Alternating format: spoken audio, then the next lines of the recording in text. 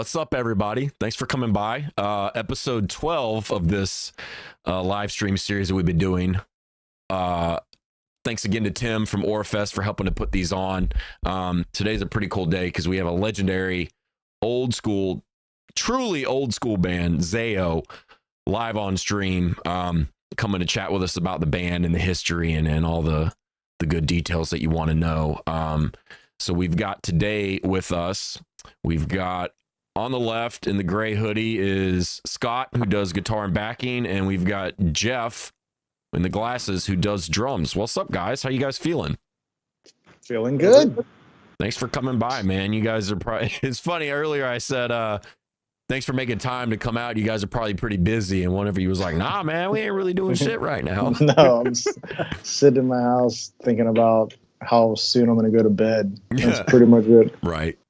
What's ZAO got going on right now in you guys' camp besides some upcoming shows? Go for it, Jeff. Yeah, I mean, when Scott says, like, "Oh, I haven't been doing anything," yeah, we actually have a release that we're about to unleash on people. A couple years ago, we did a live stream. It was called ZAO Live from the Church, and we did a live in studio performance and did a live stream of it. And for the past 2 years, we've been trying to get it together for a physical release. And it's been a nightmare, but it's about to happen. I mean, like, really soon. Yeah. Like, but yeah, it's and like Scott said recently when we were discussing this, like, you know, we've never put out a Blu-ray before, and I don't know that we will again.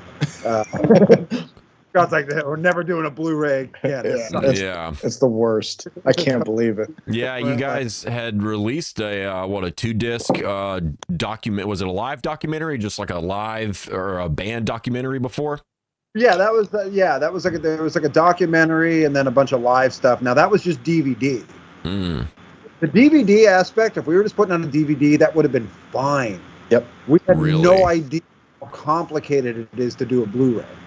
Really, that's interesting. So there's a pretty big difference as far as doing a documentary or some kind of live show on a DVD versus Blu-ray. Yeah.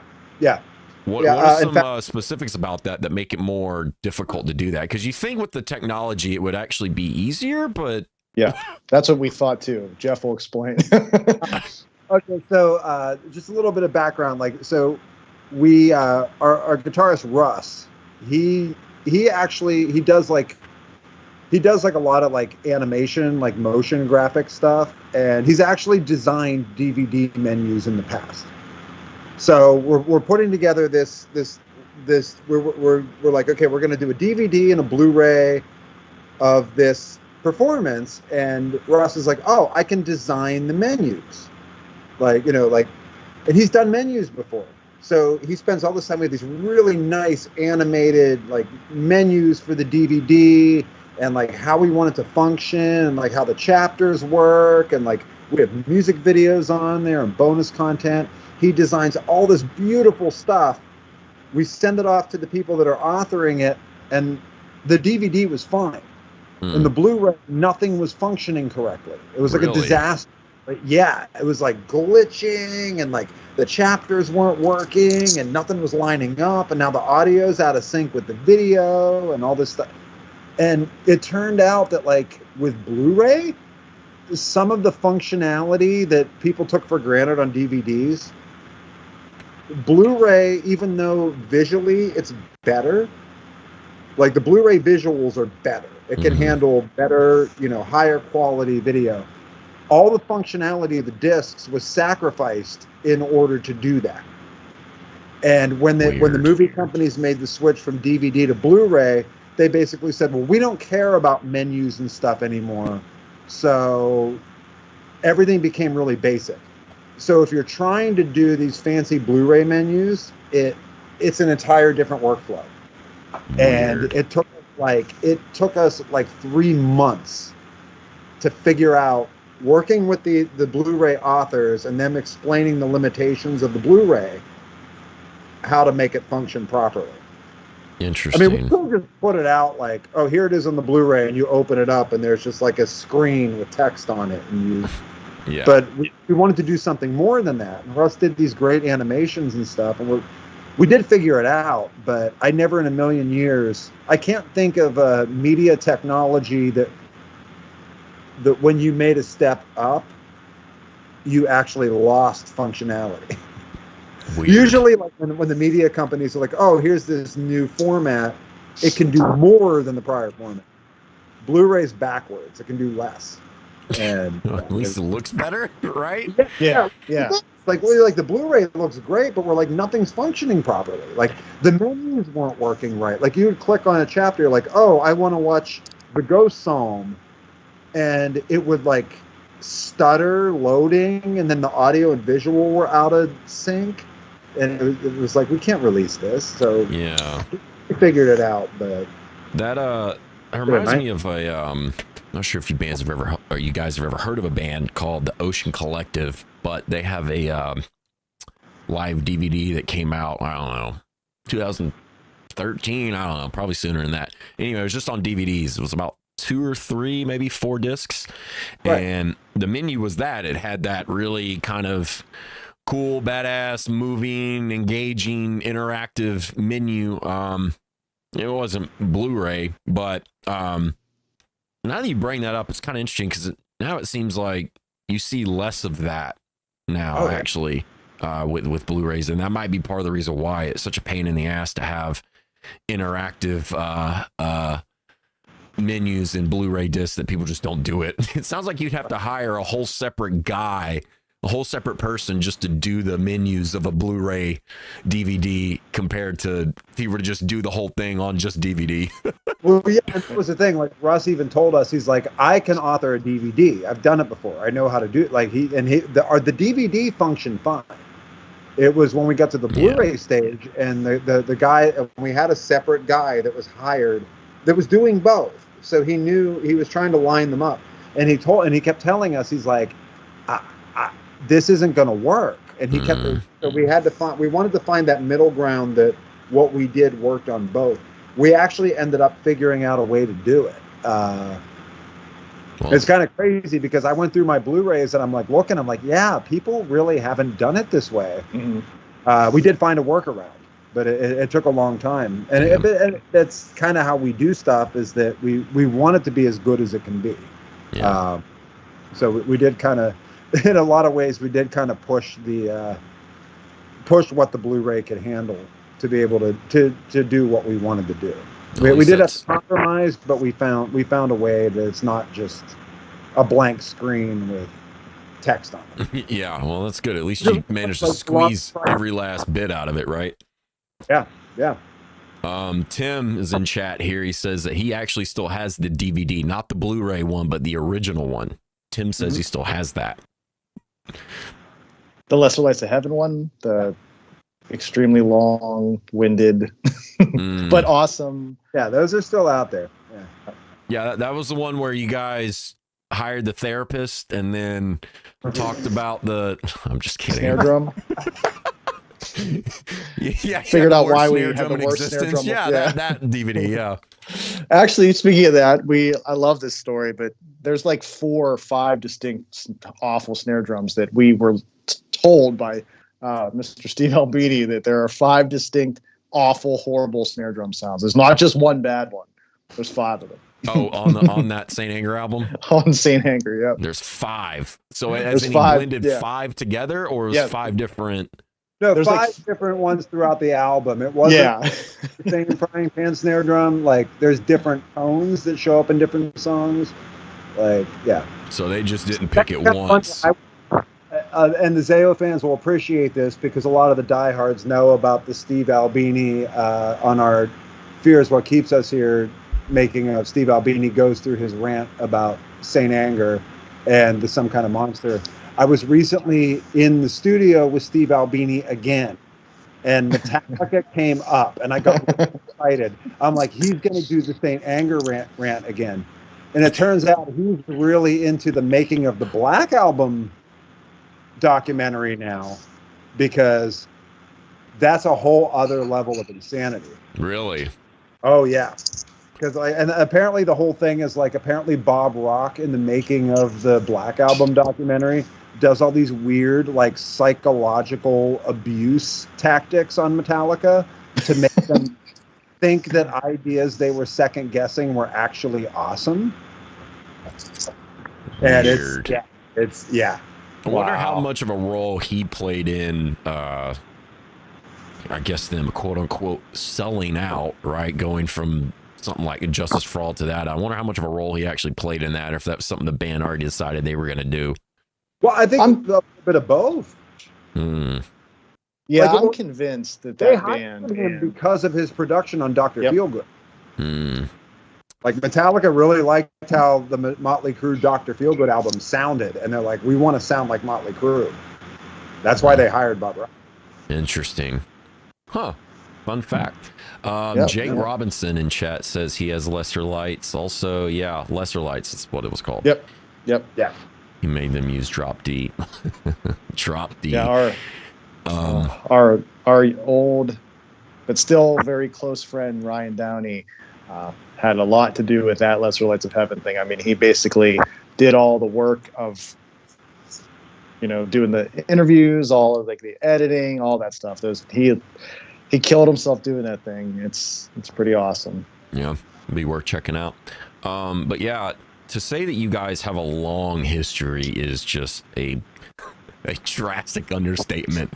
I mean, it's funny. You go to Wikipedia and look up bands, and the bands always have those those charts that show the members, right, with the bar graph that have the different lines, and y'all's is just like massive because apparently ZAO was founded in '93, correct? Originally, right? Yep. And Scott, you've been in it since '98. And Jeff, 2005, right? Yeah. So, I mean, Scott, when you said you've been in this band since '98, I was like, what the hell? Yeah. I mean, there's most bands, the ZAO name has outlasted dozens, hundreds, thousands of bands. And the fact that you've still been in the band since '98 is just mind blowing. Is this, obviously this is a project that you're passionate about, but when do you have any, since it was so long ago, maybe you don't remember, any idea how it came about as far as you joining ZAO and what keeps you staying around? Yeah, I mean, I essentially joined the band just because of my friendship with Russ and Dan. So I was in a band in this same town that like Russ and Dan's original band was from. Like all of us are basically from like 30 minutes outside of Pittsburgh, like a little suburb of Pittsburgh. And so we knew each other. Like I've known Russ since 9th grade of high school. I mean, we've known each other for forever. And then essentially like we were both just fans of each other's bands. And when I left my band that was semi-serious, I mean, I did like a couple tours. We did like one big like US tour. And then that band went on to do a lot more and like some other touring and stuff. Which is funny because there's a little connection between that band and Jeff too. So, but yeah, like Russ, Dan, Jesse and Brett were doing the ZAO thing. And when Brett was considering leaving for Juliana Theory, I was already like hanging out with Russ and Dan, and we actually did like sort of like a indie kind of sunny day band for a little bit. And when Brett was leaving, that's kind of what came up. Like, hey, do you want to join this? And I knew Jesse earlier too, like the band that I was in prior to this, played a bunch of shows with them. So I knew Jesse a little bit, but I've been, Dan and Russ have been a circle of friends for a really long time. And that's really it, just friendship. Like they liked what we did with the other thing and asked me to join. Gotcha. And sticking with it, I would say just like, dude, I always want to play music. I never had visions of being in a band that would be really even what ZAO is. So Mm. as far as I'm concerned, I mean, my drive to just keep doing this and like doing things our way and you know, mainly hanging out with all my friends, you know, so that's, I think that's kind of the drive that keeps me going on it. Yeah, gotcha. Yeah, because Dan and Russ, you were saying earlier pre-stream, joined in late '96. Mm-hmm. I'm gonna be honest, man. I don't even think I knew how to play guitar yet at that point. That is crazy. But yeah, Jeff, what about you? How did you come about being in ZAO? I mean, I kind of like back when Scott, you know, Scott was doing, you know, his band, like we were all playing bands like back in the 90s together, or individual bands. And I just knew, you know, I knew Brett and Dan and Russ and Marty and Scott. And I remember when Brett and Russ and Dan all joined, and I just kind of followed the band. And, you know, over the years, we all ran into each other. And yeah, one day Dan just ran into me in the street and was like, "Hey, we need a drummer." And they knew. I mean, there really wasn't an audition. Like it wasn't like they knew me from the band. Yeah. But we all knew. That's And cool though. You want to play with us? And I'm like, yeah. And then immediately, like Marty calls me. He's like, "Oh, I heard you're gonna play with us." And you know, then he like, you know, everyone's like, after Dan asked me to do it, everybody's like calling me and like, "Oh, can you learn this song? Can you learn that song?" I'm like, "We've never played this song before. We think you could do it." And it just. Damn, that's When I wild. joined And then it wasn't like I didn't have that like moment where like, oh, I have to like get to know everybody. And that, like, I'd only been following the band and I knew everybody. Yep. Like when we got in the tour van for the first time, like it wasn't. We were talking about like, oh, did you hear about what happened to so and so? Like we're immediately gossiping about the hometown people because like, yeah, it was just pretty seamless. Yeah, that's cool, man, that you were able to pretty seamless transition into that, because a lot of bands seem to, maybe I'm just speaking on our behalf, but a lot of bands seem to have trouble finding consistent drummers. At least that's the issue here in Georgia.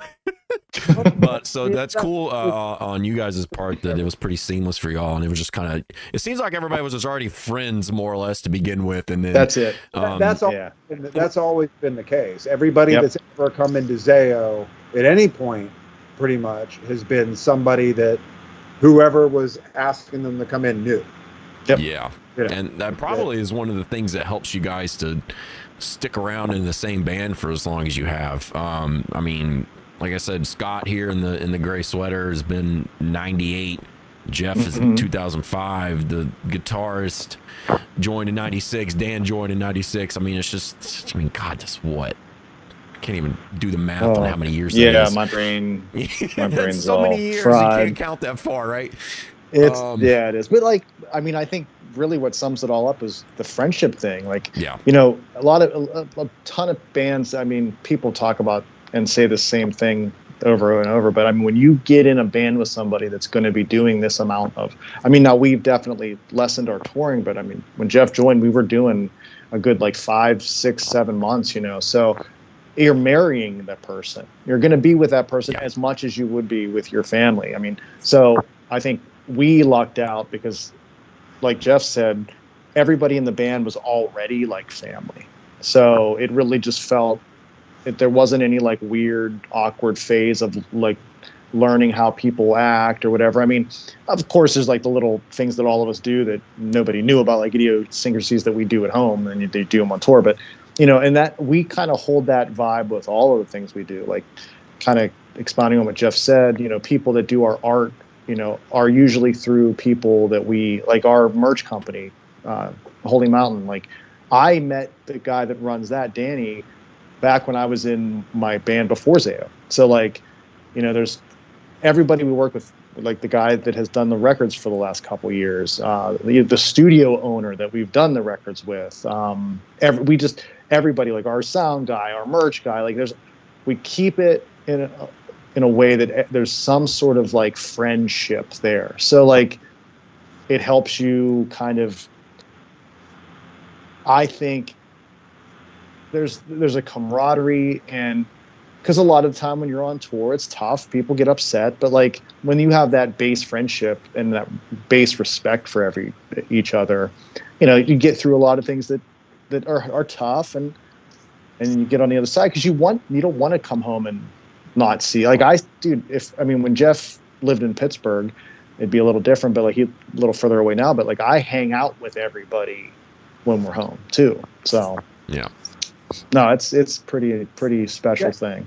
It's funny Scott mentioned like the guy that runs sound for us when we play live, our front of house engineer, literally was the singer of my first band when I was in 19.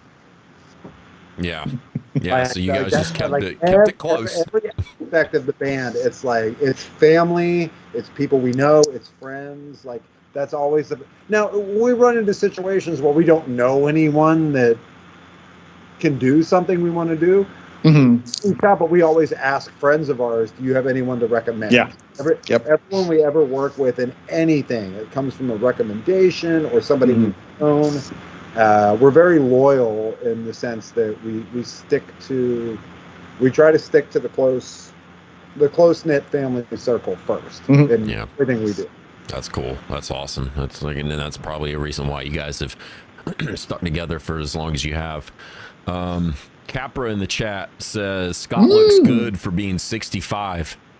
Dude, 68. What are you talking about? Ouch. I wish I was 65. Light roast there from the band. He looks good for a corpse. Yeah. James Booth says, I've always wondered what the sound is after the first track on Where Blood and Fire Being When we first heard in high school, we thought it was a flushing toilet. Curious to solve the mystery. He's talking about the Ravaged Ritual opening. No. After Lies of Serpents, Before to Think of You, the noise. First track on, what the sound is after the first track on Where Blood and Fire. Yeah. Okay. That is the sound of, I can't remember his name. In the movie The Shining, when the little kid is riding his big wheel around the hotel. Oh, Danny. When Danny in The Shining is riding his little big wheel around the hotel, it's the sound of his big wheel going over the carpet in the hotel hallways. Damn. That's right. That's awesome. That's right. Yeah, so definitely go back and, guys, if you haven't heard that yet, that's an interesting little tidbit there. So now probably a lot of people that are watching the stream, when they hear that again, are probably going to be like, oh, well, now that's what that's from. So it's pretty interesting. Stanley Kubrick estate that's an uncleared sample. Yeah.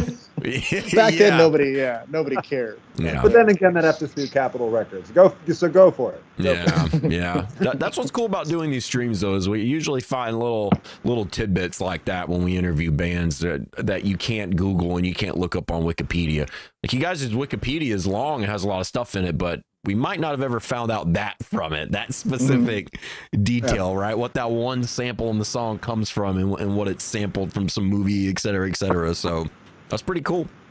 Yeah. It's even more impressive too that you guys have stuck around. The lineup that's here right now has stuck around for as long as it has, considering that you guys had a couple of hiatuses too. It seems like most bands, a lot of bands recently, it seems like have been coming back, kind of these throwback bands. But when they do come back, there might be a couple members that are different. So it's pretty interesting that you guys have had these hiatuses and you still managed to come back with the same people. I guess it's kind of what you were talking about with the friendship and stuff.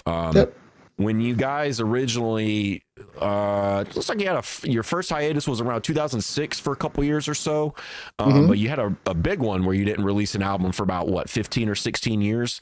When you guys took that first one, maybe in 2009, did you ever think that ZAO would come back in 16 years down the road and whatnot? I mean, I kind of never stopped writing stuff. And that's kind of what the catalyst was for the records to like become a thing again. I remember talking to Jeff and being like, yeah, I have some songs, so I'm going to send these to you.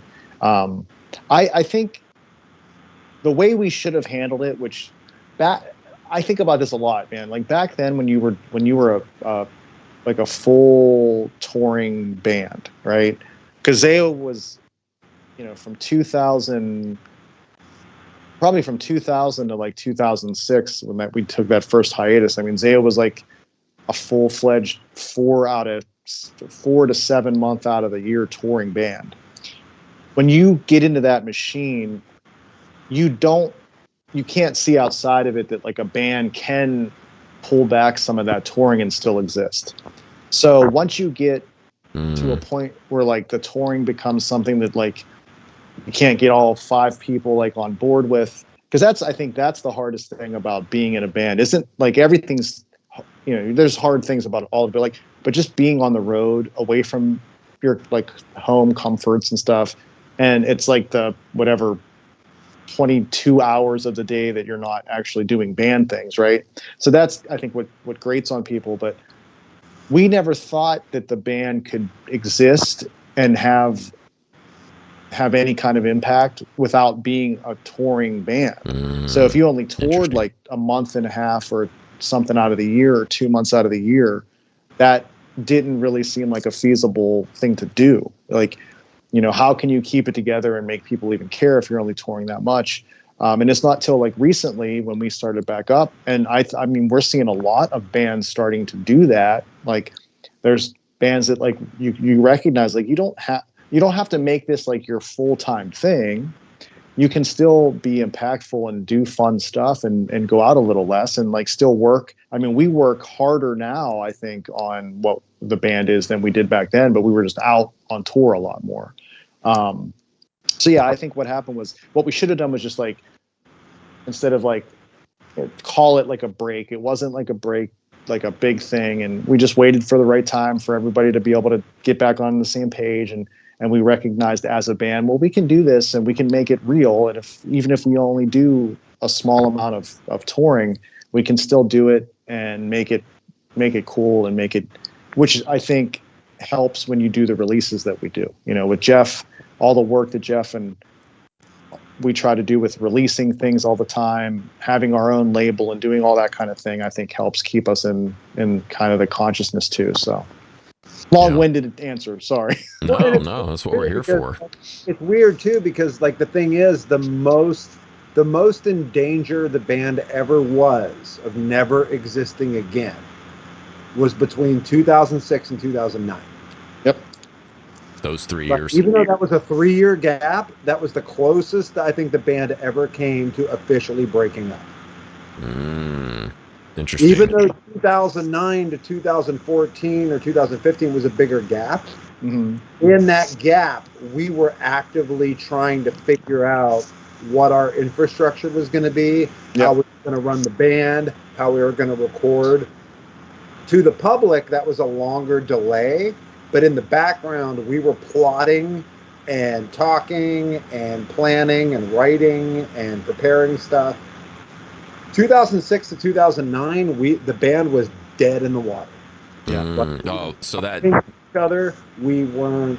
There was nothing. I mean, I went off and was playing with From Autumn to Ashes, and ZAO was like kaput, like hibernation, nothing.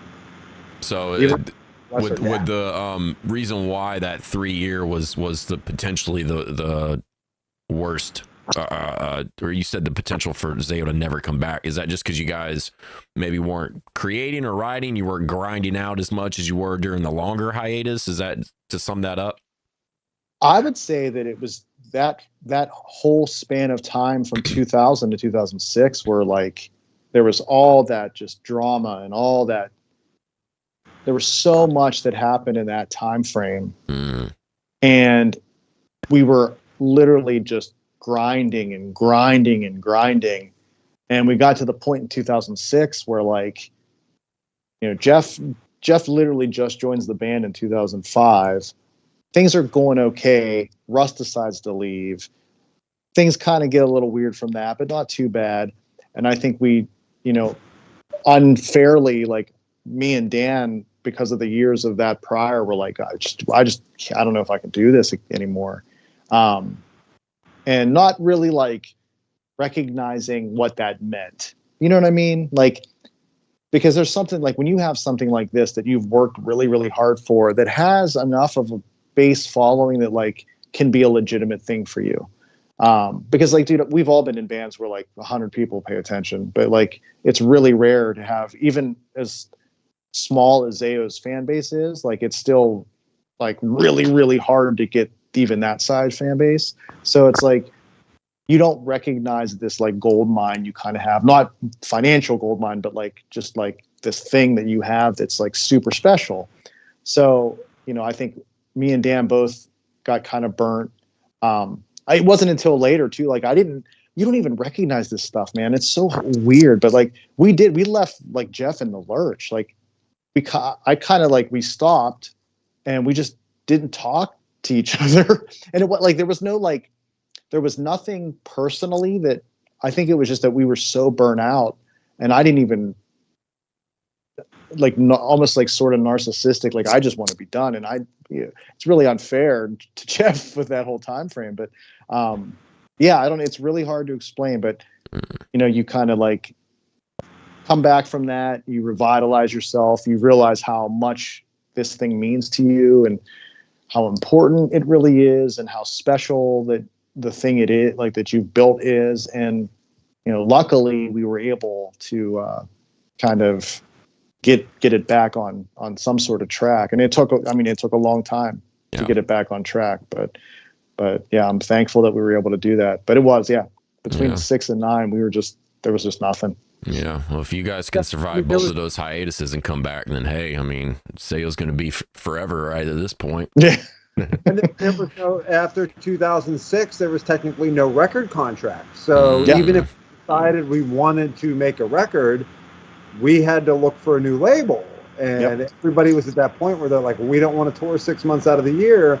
So, you know, the people around us, like managers and stuff, are like, well, if you guys aren't going to tour 6 months, no one's going to sign you, and you're not going to be able to put out records. And everybody was just like, oh, all right, whatever. Yeah, that's a completely different dynamic than what it is today. Right. Yeah. And that's what changed after, you know, between 2009 and 2014. We're just like, well, we could just do this ourselves. And it took that many years for us to figure out what our plan of attack was going to be, how we were going to run things, how we were going to fund things and like finance it, and how we were going to operate. Yeah. Well, everybody's glad you're back for sure. Well, I mean, just on that thing right there that Jeff talked about, like, I don't think people like, and it's, dude, I live in like this little crappy town in Pennsylvania. It's weird to talk about this kind of stuff because I don't know how to say it without the verbiage that you use being in a band, but like, it really is so, this band fully is like, our fan base is what makes it even work. Mm-hmm. And the fact that like we have the amount of people that pay attention and buy records, and because like literally everything we do, you know, whereas sometimes, I mean, Jeff actually helps fund a lot of this, but like our funding really does come straight from people buying the records because they're buying them right from us. Like Jeff was talking about earlier, you know, Jeff is sending records to the people that buy our records. It's not like going through some, you know, label subset. Like it's coming from Jeff's apartment in Brooklyn. Damn. So it's like, you know, like how important it is for that to keep us in a state of being able to do things is, it's like, I don't even know how to thank those people enough. And it's just needs to be said how important it is. Because without that, like this doesn't happen. So that goes to show how passionate you guys' specific fan base is for the band, but it also goes to show the influence that you guys have had on the genre. I mean, it's pretty safe to say that ZAO is one of the founding bands of the genre metalcore. I mean, hell, metalcore as a genre didn't even exist until years after the band, right? So I mean, it's a lot of people consider you guys to be one of the most influential bands, period, to the entire genre that we have today. It's what is like we've had this discussion too. Like I don't even know what metalcore is now. Yeah, I mean you're right. It's like to so us, many bands and there's so many different sub genres now. You're right. Yeah, like to me, I remember like the bands that we wanted to emulate were like the Coalesces and the Dillingers, and like, you know, those were bands that were like, you know, relatively like inspiring to us, and like, you know, they were kind of at the same time like early versions of Kill Switch, that band Overcast, like prior to like Shadows Fall, Bloodlet.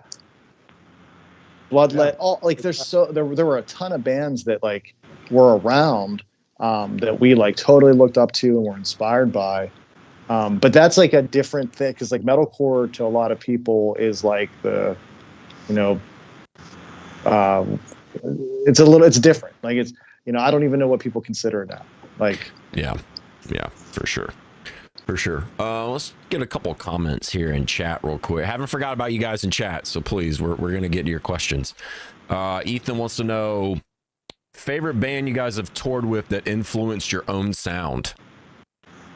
Oof. I'll let you do that first, Jeff. I mean, probably Dillinger. Yep, I would say the same. Just Dillinger's music, or just their live show presence, or all of it combined, or just all of it? I mean, I picked up. There's a lot of stuff that I picked up, like just from musically from watching them every night, especially like when we were touring with them when Chris Penny was still there, and like for all the drummers, Gil and Billy, like just rhythmically. I mean, we were always inspired by Dillinger. Mm-hmm. There's certain things I do on some of the newer ZAO stuff that's I completely ripped off of Dillinger, like some of the drum stuff, but also like business wise. Yeah, I mean, Dillinger, Ben ran that band. Yeah, like he was the manager. They ended up starting their own label. When we started our label, it was right after Dylan the Party Smasher label. And before we knew we were going to do our own label, I actually sent Well Intentioned Virus over to Ben Weinman to maybe put out on Party Smasher. And Ben was like, I think you guys can do this yourself. So, I mean, just on the friendship level and music level and just watching how they operated their band had a huge impact on it. Yeah, that's a good band to take any kind of notes from. Always a great hang. We still talk to those guys. Yep. Actually, I think me and Dan might go see Liam because he's playing with In Flames now, and I think In Flames is coming to Pittsburgh in the next couple months. So, damn, yeah, dude, like that, being on tour with that band, I think did a couple things for our band. One, it like Jeff said, we really like paid attention to how they ran their whole system and learned from that. I think too, like them taking our band, like taking ZAO out, I think legitimized us to some people that wouldn't have given us a chance, but because we were out with them, they did. So yeah, like there's just so much that those guys did for us, and we were very thankful to be on the tours that we are with them. And yeah, and we still talk. Yeah, I talked to Greg, I talked to Liam, I haven't talked to Ben, but yeah, dude, they're great. Yeah, that band is a great example of just, I mean, really, you can pull any kind of influence for them about anything. Their live sound, especially their live presence. I mean, just the shit that they physically do live, right? How they manage it themselves. I mean, there's so many notes to be taken from that band for anybody, for sure. Yes, some people do, some don't, but yeah. How funny is it too, though? You think about Dillinger and just like that pummeling sound that they had, and they were standard E. Right. They didn't drop tune. Everybody dropped, like you drop because you're going to be heavy. No, I think all the Dillinger stuff is standard. Yeah, all standard. It's funny too, because I mean, it's the dynamic between just the chaotic math rock, mathcore shit that they would do, and then whenever you have that much kind of stuff in a song, and then you switch to a heavier riff, even if it's E standard, it just automatically sounds heavier because of what you've been playing before it, right? That song, dynamics. Oh God, what the hell was the name of that? Yeah, track? and don't let the like the visual and the literally sometimes the pyrotechnics distract you. They took the notes very seriously. Yeah, that was the other thing too. It was always accurate somehow. Music even though Ben Wyman was hanging from rafters and throwing his guitar in the air, and it was just like, how are you guys still playing this? No, the music was not a backdrop to shenanigans. Yeah, it had to happen. Yeah. Tim from Orfest again wants to know, Jeff, were you in the band during the Ferret Records tour with Scarlet? I was on a Ferret Records tour. I don't know if I was on the Scarlet. I can't remember. I played with Scarlet, but I don't know if it was part of the Ferret tour. I can't remember what year that was. Well, that's. I guess that maybe is a little bit of a part of the problem having such a long history. It's hard to recall stuff, right? Well, when you're 65, remember? Yeah. Remember? Rough. Yeah. I know on we 68. definitely played shows with Scarlet while I was in the band, but I don't know if that was part of the Ferret tour. Interesting. Tim said Scarlet and 12 Tribes? Tribes? No, Yeah, that might have been. Yeah, that was. I think that was right before Jeff. Gotcha. Lamestream Media has a question. Wants to know when we can expect a new album. Are within the next few months. Like literally, I don't know if this will translate with the background. Oh, You nice. see that?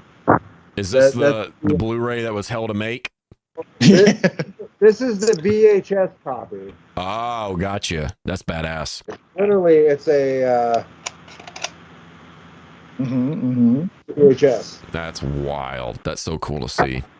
So that's that version of it. We also have a cassette version. They're done. They're ready to go. Damn, that's awesome. For the Blu-ray, there's a 3-disc set that's CD, Blu-ray, DVD all in one. Those are being manufactured right now and could be showing up any day. And the vinyl version of it, I'm getting a test press tomorrow. If I approve the test press, the vinyl will be done by late March. Yeah. So awesome. We might be putting pre-orders up within the next couple weeks. Have you guys announced any of that merch yet? Has anybody seen any of that stuff yet?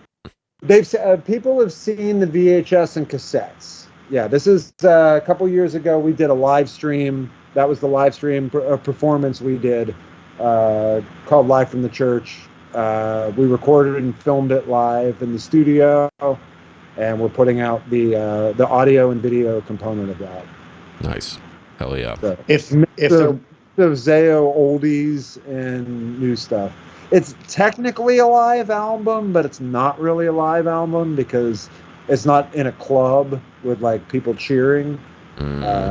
We filmed it with like multiple cameras, edited, it was mixed. It's like live. So it's alive in the studio. Yeah, those are cool. Yeah, those are fun to watch. If their question was totally brand new music, that is being worked on now. I don't know exactly when we would be able to get something starting to record, but we are in the beginning phases of songs being worked on and all that kind of stuff. So there's definitely new things that will come. I just can't project when. Hopefully not too far. There may be some things that would not qualify as new music, new ZAO music, but there will be new music coming out from us. Not necessarily new songs. There you go. We have a couple of prizes and stuff.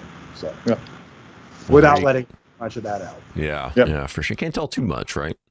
But yeah, there's your answer, Lamestream Media. Tim also said in regards to that he booked ZAO on that Scarlet and 12 Tribes tour, apparently. Oh, jeez. Did the band cancel? Like, yeah. Tim, did they cancel or what happened with that? Tim's got a pretty good memory here too to be able to even remember that because that was probably a while ago. And Tim, how many shows have you booked since then? Man. Let's see. Lamestream Media also says has been a ZAO fan since the beginning, decades in. You guys are somehow putting out your best material now. No band does that. Whatever you're doing, keep up the incredible work.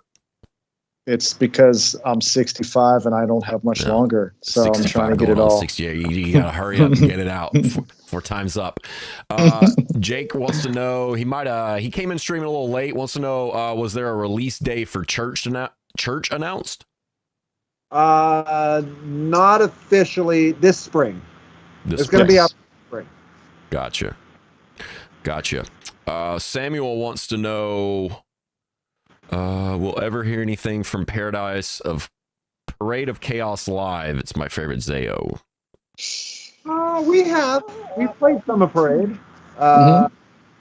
Trying to think, we played the Buzzing. How the Weak Are Free. How the Weak Are Free. What do you have? I say that right. We played Parade. Killing. Yeah. What else? What's the other? Yeah, we occasionally dip into that. Yeah. The Gotcha. Buzzing may come back soon. Yeah. Mm-hmm.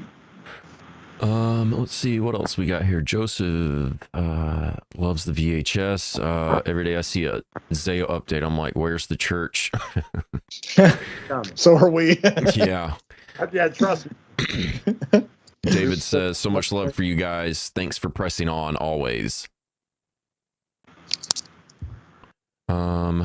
Let's see. Jake, is Jeff referring to, Jake wants to know if, Jeff, you're referring to the self-titled reissue?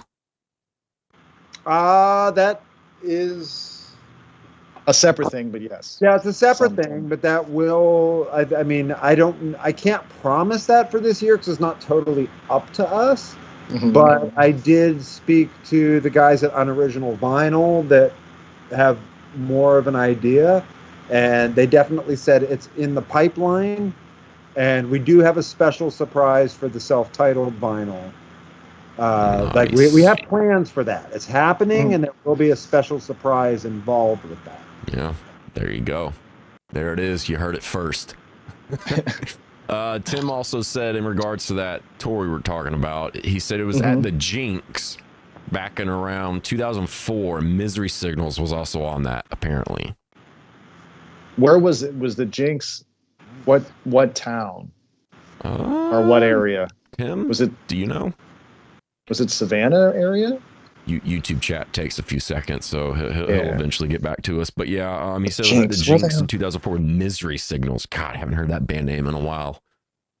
Yeah, that we love every ounce of all of those gentlemen. Yeah, badass music. Mm-hmm. When you guys are picking songs for your live set, how do you go about that? Because you guys have such a long discography, and there's a lot of music to pick from, but it goes back so far. See, I think the earliest release on Spotify said 96. So how do you guys go about picking what songs to play live? Is it okay, we're going to play some old ones because that's what people like? Do you just kind of say whatever's the top streamed on Spotify, just run those down the list? Or, I mean, how do you, with such a wide range of discography, do you do stuff for the old fans, the new ones? How do you go about picking those songs? Jeff usually, it's with Jeff does, he usually will send us preliminary things, but if you want to go ahead and say what you usually keep in mind. Yeah, I mean, first and foremost, like, especially now, like as we're still making new music, whatever the most recent release is, that always has a spot. So like if I'm making a set list, it's okay, what songs from Crimson Corridor are we playing on this tour? That's where we start. We start from that point no matter what. So if we decide we're playing like 4 or 5, like that's the basis of the set list, and now we know those are in there, and then everything out of that, it's weird. It's a lot of times it's like, okay, what do we want to start with and what do we want to end with on this particular tour? And we know these like 5 songs from the most recent record are going to be in there, and then we just try to construct a flow from that point on. So there's tours that we go out and there's a lot of stuff from the old era. And then there's sometimes we go out and there's not as much as you would think. And like maybe there's 3 songs from The Fear Is What Keeps Us Here on the set list. And the next tour, there might not be any from Fear. And sometimes there's 4 songs from Funeral of God, and the next tour there's none. It totally depends on like I said, first priority is what's being played off the new record, and then we come up with a flow from there. I mean, there's certain songs that we always play, but even that list has gotten smaller. We've started getting to the point where we're like, we don't we thought we had to play this song every night, but maybe we don't. Interesting. Like for years, I never played a ZAO show where we didn't play Lies of Serpents. Mm-hmm. Gotcha. Like, time I joined the band until like a year ago, every show that song was in the set. On the last tour, we didn't play it. Yeah. Now, on the last tour, we put To Think of You Is to Treasure an Absent Memory. That made it into the set. That song was rarely played up to that point. So we took one song away from that album, and a different one that was at that point a deeper cut made an appearance. Gotcha. Yeah, so it's we don't really have too much of a formula at this point. Yeah, that's pretty interesting that you guys seem to rotate them out pretty decent amount like that. If that's the case, then does that mean when you guys play Orafest March 1st, are you going to play your song called Savannah? We'll definitely not play. Yeah. No, you're playing in Savannah though, so you have to, right? That's the point. Yeah, like the town's already there. We don't need to do that. Yeah, they don't need to know where they're at. Yeah, they know where. Yeah, they know where they are. They don't need a song called Google Maps. They already know. They already know where they're at. Let's see, a couple more here. Jonathan Haney says, "Oh no, I heard you guys have an awesome merch guy. Can't wait to meet him on your next tour." Yeah, hopefully that guy has a Buc-ee's onesie on the whole tour. That would be That's badass. what we're hoping. Yeah, I can't imagine how many tips that merch guy would get if he wore a Buc-ee's onesie. Like 30 cents. He made it 30 cents. when we played at Furnace Fest last year. He made it about 2 hours in the heat wearing the Buc-ee onesie selling it. He had to take it off. He couldn't take it anymore. So he actually has one, and he actually wore it. Oh yeah. Oh yeah, he did. He bought it. There's footage of us at Furnace Fest last year where he stage dove in the Buc-ee's outfit while we were playing. I'm guessing that's just funny that Buc-ee's has Buc-ee's onesies. Of course they would have Buc-ee's onesies. Why wouldn't at this they? point. Yeah, I mean, any found it, had to wear it. Any place that has like a full deli of jerky should have a onesie. Right. Look, I think collectively as a band, we probably spent about $800. Yeah. That place is crazy, man. It's weird. It's like you were talking about with all the beef jerky. You walk in and it's a buffet, but it's just a lot of beef jerky, but it's also this random shit. It's beef jerky, and then you'll have hot dogs, and then you'll have, I don't know, Greek food, and then pizza, and it's just every time you go down the line, it's something completely different. It's just the wildest shit. It's so nuts. In regards to you guys' live show, do you guys play to a click track at all? Have you guys hopped on that train, or you guys just keep it old school, kind of like the old days where you just kind of raw dog it more or less? We raw dog the fuck out of that. Nice. Nice.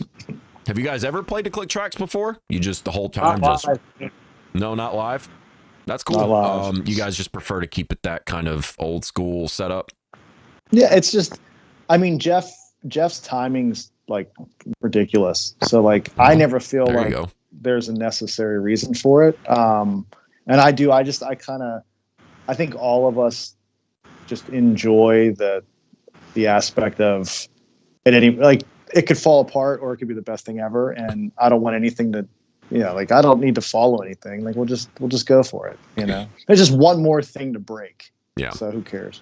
True. You guys take the same approach as far as live equipment, I guess, really kind of speaking specifically about guitars and basses and stuff. Do you guys still like use tube heads, or have you maybe used some Axe Effects or some Kempers or something? I'm not at all opposed to any of that modeling stuff. I love having a big JCM 800 sound hit my back. I love it. I don't think I'll ever not want to do that, but I completely recognize and understand how like awesome it can be to have a consistent tone when you fly in, and when and all the modeling stuff has gotten so much better that like it's really hard to keep carrying around 100-pound heads, right? But I mean, I'm not saying we'd never use the modeling stuff. I love having the big amps right now, but I mean, we've talked about using the modeling stuff for certain occasions, so yeah, I don't have a problem with it, but I do like having that loud amp on me. Gotcha. Yeah, yeah, good situation. Yeah, I mean, the thing that's cool about some of those, at least, is even if you don't want to make the switch to it, they'll at least you can go in and just capture the IR, so you can do a tone match of your head. And it's then crazy, let's say, right? So that way it's even though your head isn't there and the tubes aren't warming up, right? You just crank it like you're tracking guitars in the studio. You just crank it max volume, tone match it, capture the IR, and then now if you have to fly somewhere crazy, you still have your head more or less, but you don't have to actually bring it, right? And I think that's the thing that's weird for guys like us that have been doing this for so long, is I remember when that stuff started and it was awful. So it's like, dude, yeah. So like you have to wash that out of your brain, because like all the new Kemper and even the new Line 6 Helix stuff, like all of that, like quad core DSP, like it's so beyond what I ever imagined they could do with that. And dude, there's even like all these like companies coming out now that are just like, remember when solid state amps were the worst thing ever?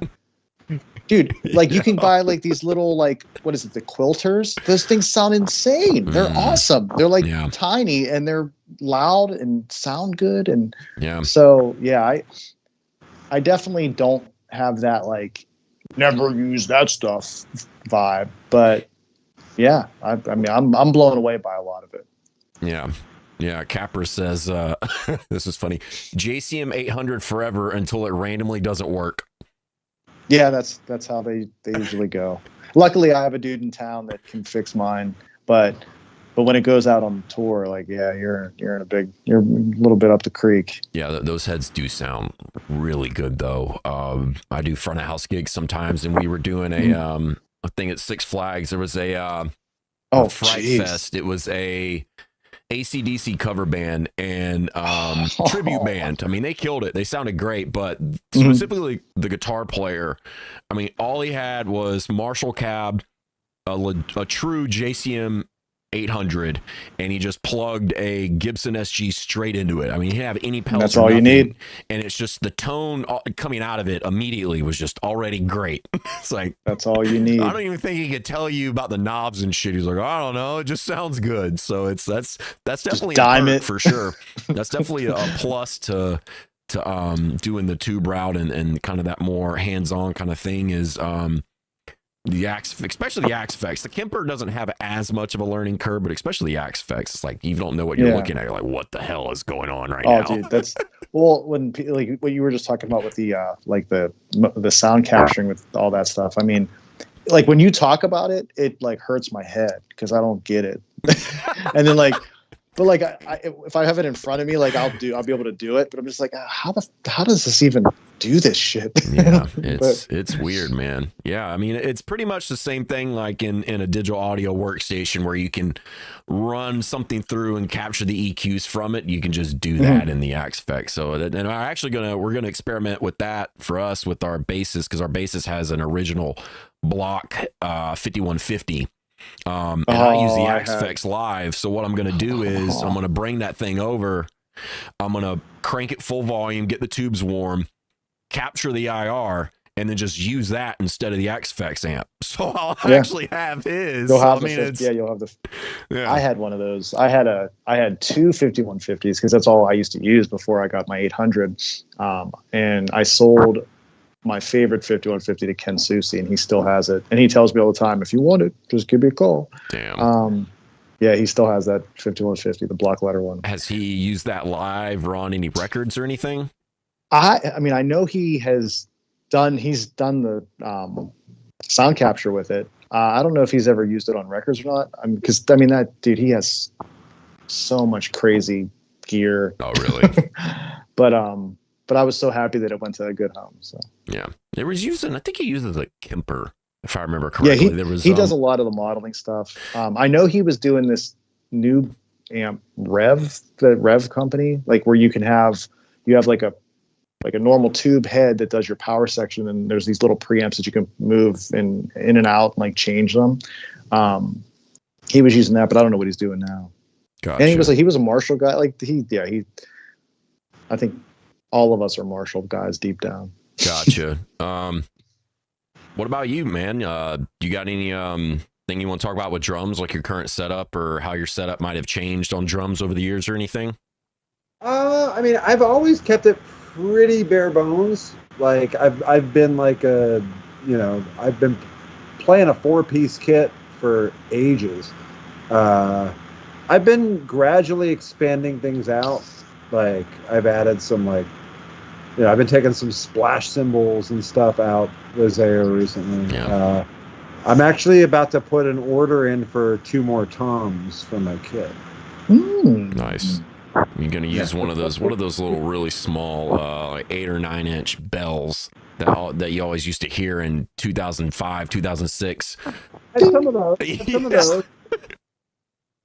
But yeah, I'm thinking of expanding my toms out. I used to play like a 3-rack tom setup, a 10, 12, 13. I've just been using a 12-rack tom and a 16-inch floor. I'm thinking about getting a 10 and a 14-rack tom. So 10, 12, 14, 16. Nice. And expanding that out a little bit. Yeah, that would be cool.